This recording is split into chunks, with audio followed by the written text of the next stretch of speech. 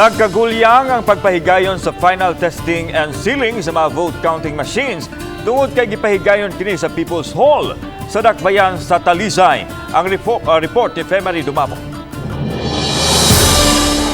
Sukad sa pagsugod sa final testing and sealing sa mga VCM alas 8 sa buntag, taas na ang linya sa mga magtutudlo nga mopahigayon niini. Gihimo kini sod sa People's Hall, inay sa tagsa-tagsa ka mga clustered precincts sa mga polling places o sa mga eskwelahan.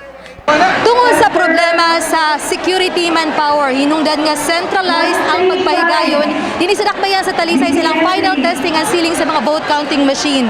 Ug usa dayon sila naatubang nga problema mao ang medyo kagubot ug kahuot tungod sa kalimitado sa espasyo sa ilang gipahigayunan sa final testing and sealing.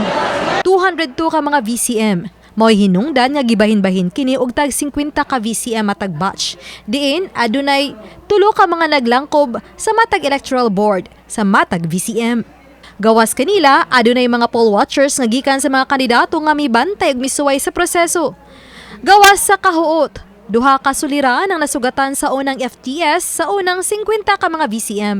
Ang isa is, ang SD card is dili niya ma-detect, and then the other one, nabuak ang iyahang printer roller para sa pagprinta unta, no? Nakasugod na ta siya og print, pero pag open nila sa printer compartment, murag na ay natangtang nga mechanism nga nabuak.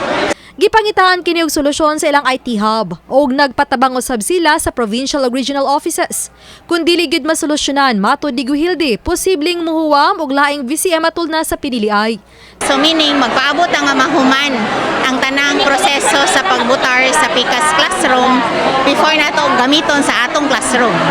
Hinuon alang sa kadaghanan sa mga magtutudlo nga mas gisayunan sila karon sa pag-operate sa VCM. Naka-program na ang pareha ni gani ma'am. Kani nakasuwat na siya. Last time wala man eh. Kay amo man i-enroll daan amo ang kuan. So mas gipasayon O easier karon. ang FTS ang humanon gyud ning adlaw bisan kun malapas na sa alas 5 sa hapon. Uban ni Jun Sulon. Ako si Femari Dumabok. Balitang Bisdak.